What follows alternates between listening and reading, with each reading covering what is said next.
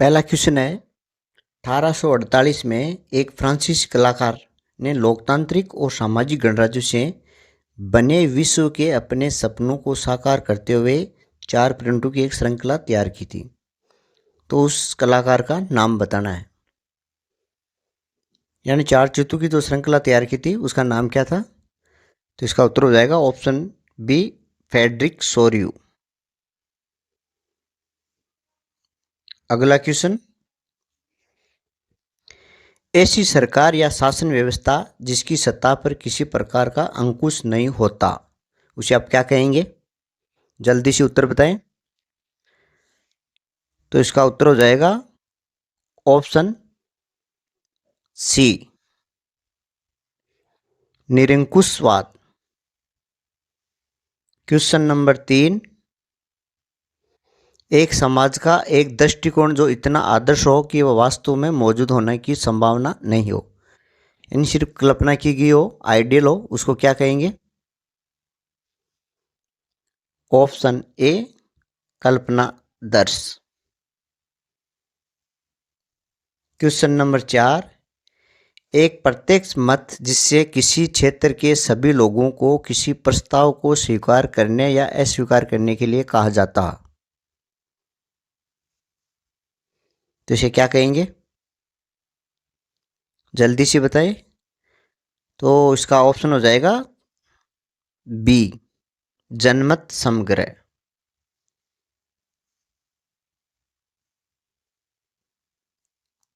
अगला क्वेश्चन है, question number 5, वह राज्य जहां लोग निम्न कारकों से जुड़े हुए हो, जहां लोगों की बोली समान हो, संस्कृति समान हो और साथ ही पूर्वज समान हो, तो उसे क्या कहा जाता है?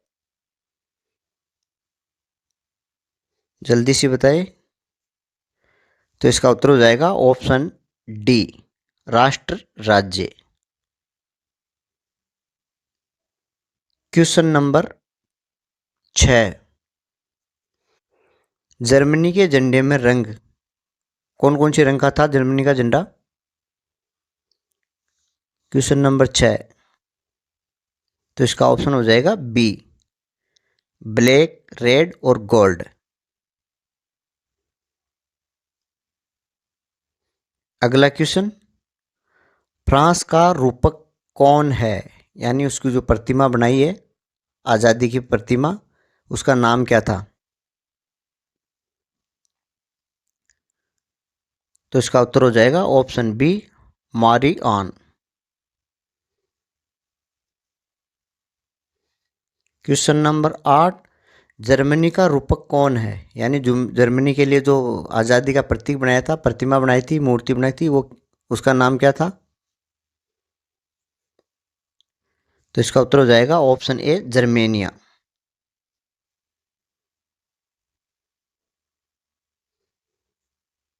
क्वेश्चन नंबर 9, मसीहा संत और स्वर्गदूत घटनास्थल पर टकटकी लगाए हुए हैं, उनका उपयोग कलाकार द्वारा दुनिया के डैश डैश डैश के प्रतीक के लिए किया गया है,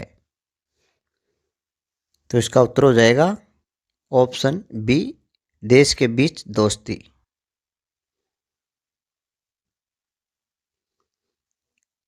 राष्ट्रवाद की पहली स्पष्ट अभिव्यक्ति 1789 में क्रांति के साथ हुई। किस क्रांति के साथ?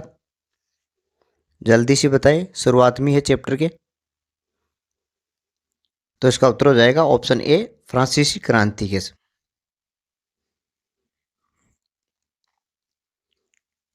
क्वेश्चन नंबर 11, ला पेट्री के विचार का क्या अर्थ है? ला पेट्री का मतलब क्या है? तो इसका हो जाएगा उत्तर बी, पितृभूमि।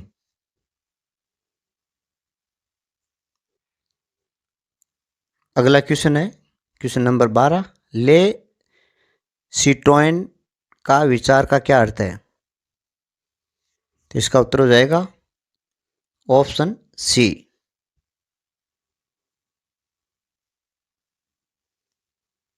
क्वेश्चन नंबर 13, 1789 की फ्रांसीसी क्रांति के बाद निम्नलिखित में से कौन सा परिवर्तन आया? जल्दी से बताइए।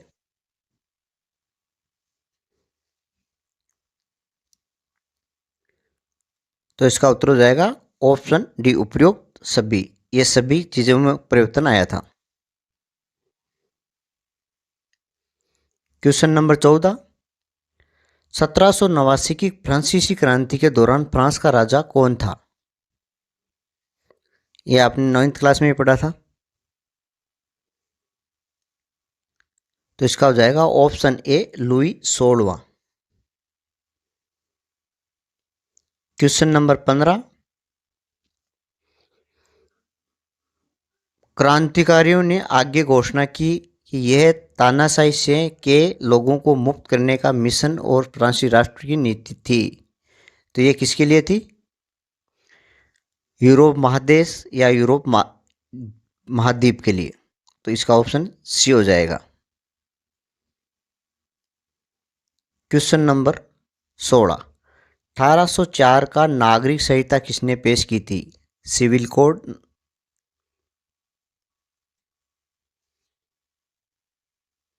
तो इसका उत्तर हो जाएगा option B, Napoleon Bonaparte.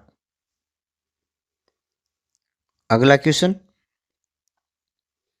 Napoleon Bonaparte के नियम का दोष, यानी नेपोलियन बोनापार्ट जो नियम बनाए थे सिविल कोड, उनमें दोष क्या था?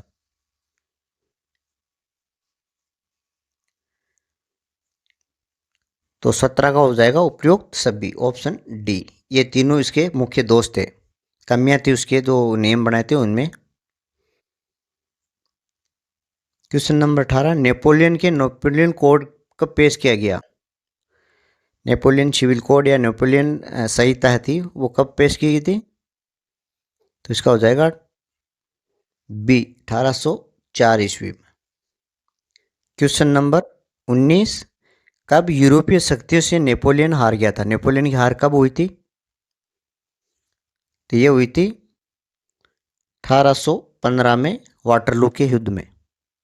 सामने था प्रशिया, रूस, ऑस्ट्रिया और ब्रिटेन। उस लड़ाई का नाम बताइए जहां यूरोपीय शक्तियों से नेपोलियन बोनापार्ट की हार हुई थी। तो इस लड़ाई का नाम क्या था जो 1815 ईस्वी में हुई थी? अभी बताया मैंने, वाटरलू की लड़ाई, ऑप्शन सी।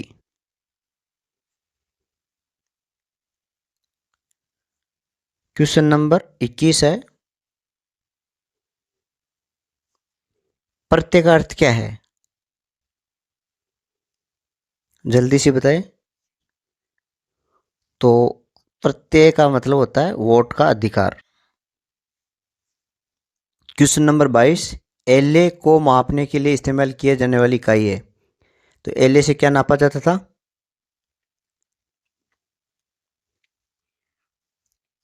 ऑप्शन सी, कपड़ा। कपड़ा नापने की इकाई थी एलए।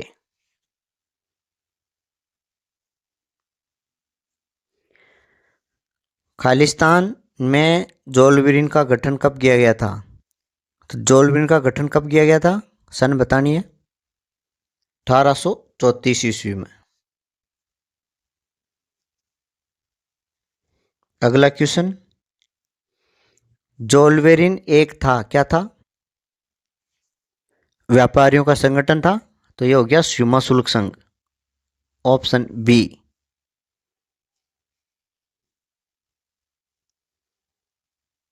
क्वेश्चन नंबर 25, जोलबेरिन का गठन की पहल पर किया गया था और अधिकांश जर्मन राज्यों द्वारा इसमें शामिल किया गया था।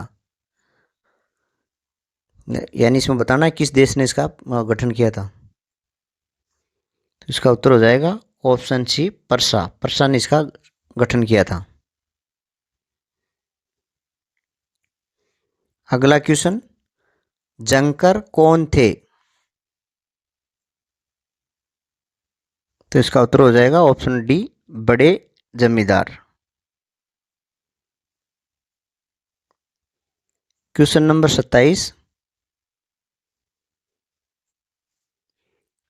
खालिस्तान शासन ने नेपोलियन बोनापार्ट की हार के बाद फ्रांस में स्थापित किया गया था। तो नेपोलियन बोनापार्ट हारने के बाद में लुईस दो बुर्बो वंश से उसको लाया था, तो ये हो गया इसमें रूढ़िवाद। 27 में बी। क्वेश्चन नंबर 28, वाटरलू की लड़ाई के बाद किस संधि पर हस्ताक्षर किए गए थे?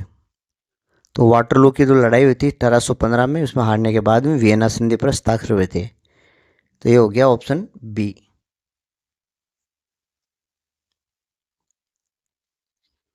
1815 में रूढ़िवादियों की शासन व्यवस्था थी निरंकुश। वापिस बुर्बो वंश को ले आए थे राजतंत्र, तो निरंकुश हो गया है। क्वेश्चन नंबर 30 हो गया। वियना संधि के बाद निम्नलिखित में से कौन सा प्रभाव नहीं था?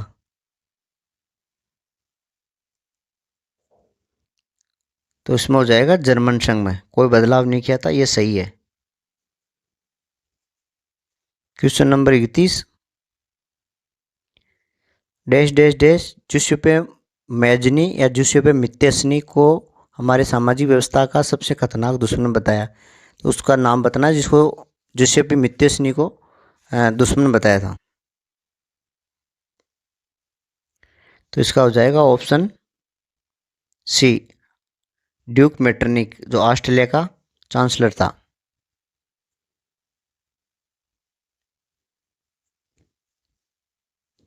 कब कैसर विलियम को जर्मनी का राजा कब घोषित किया गया था? तो इसका हो जाएगा ऑप्शन ए, 1871 में।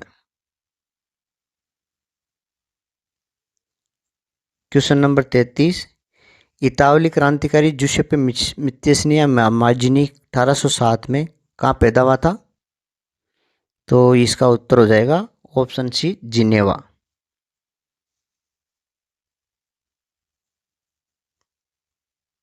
क्वेश्चन नंबर 34, खालिस्तान एक राजनीतिक दर्शन है जिससे परंपरा स्थापित संस्थाओं और राज्यों के महत्व पर जोर दिया गया और त्वरित परिवर्तन के लिए क्रमिक विकास को प्राथमिकता दी।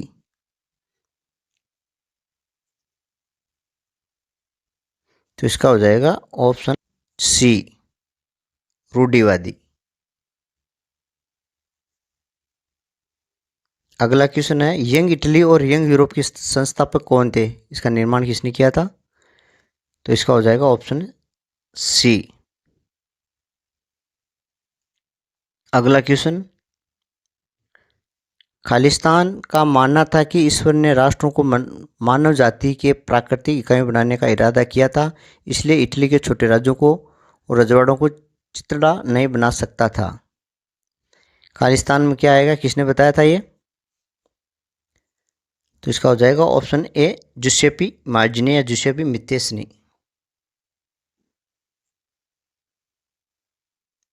क्वेश्चन नंबर 37, किसको यूरोपीय सभ्यता का पालना कहा जाता है? यूनान को, ऑप्शन बी। क्वेश्चन नंबर 38, जब फ्रांस को छींकता है शेष यूरोप ठंड पकड़ता है, एक बार टिप्पणी करता है। ये किसके बारे में वाक्य? तो ये हो गया ऑप्शन सी, ड्यूक मेटरनिक। तो यूनान है वो स्वतंत्र कब हुआ था? तो इसका उत्तर हो जाएगा ऑप्शन ए। ग्रीस या यूनान शताब्दी को ओटोमन साम्राज्य का हिस्सा था। 15वीं सदी में ओटोमन साम्राज्य का, जो अभी तुर्की के नाम से जाना जाता है, उसका हिस्सा था। 1832 के संधि ने ग्रीस को एक स्वतंत्र राष्ट्र के रूप में मान्यता दी। किस संधि के द्वारा यूरोप राष्ट्र बना, ग्रीस राष्ट्र बना? तो ये हो गया उसका ऑप्शन सी, कुस्तुंतुनिया की संधि। 42वां, खालिस्तान एक सांस्कृतिक आंदोलन जिसमें राष्ट्रवाद की भावना का एक विशेष रूप से विकसित करना चाहा। तो इसका हो जाएगा ऑप्शन बी, रोमानीवाद। वोक्सकेडिस्ट का क्या अर्थ है? जल्दी से बताइए। तो इसका होता है सच्ची भावना, ऑप्शन सी। लिंग के सामाजिक, आर्थिक और राजनीतिक समानता के विश्वास के आधार पर महिलाओं के अधिकारों और हितों के बारे में जागरूकता के रूप में जाना जाता है। तो इसको बोलते हैं नारीवाद।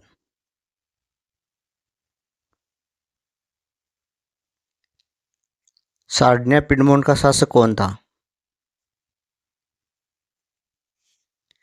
Victor Emmanuel, option C. Khalistan में पर्सा के राजा विलियम फर्स्ट को वर्साई के आयोजित एक समारोह में जर्मन सम्राट घोषित किया गया था। सन बतानी है। तो ऑप्शन हो गया सी। 1811 में एकीकरण हुआ था, उस टाइम इसको घोषित किया गया था। पर्सा ने राष्ट्रीय एकीकरण के लिए आंदोलन का नेतृत्व किया। इसका मुख्यमंत्री पर्शिया सेना और नौकरशाही की मदद से की गई इसका प्रक्रिया का वास्तुकार थे। तो इसका हो जाएगा उत्तर ए, ओटोमन बिस्मार्क। अगला क्वेश्चन है, एक्ट ऑफ यूनियन कब हस्ताक्षरित किया गया था, कब बना था? तो ये हो जाएगा 1707।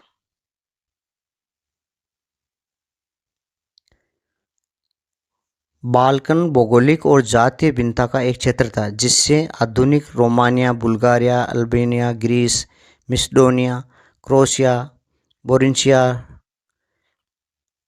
ये लगभग ये इसमें शामिल थे। तो इसको कहा जाता था, किस नाम से जाना जाता था ये बताना आपको। इन सब को मिला के क्या बोलते थे? तो उसको बोलते थे option B, Silvassa. Last question, निम्नलिखित में से कौन सा प्रथम विश्व युद्ध का कारण है? ये आपको बताना है, कमेंट करके बताना है कि इसका उत्तर क्या होगा। तो ये थी छोटी सी क्विज, आशा करता हूँ आपको पसंद आई होगी।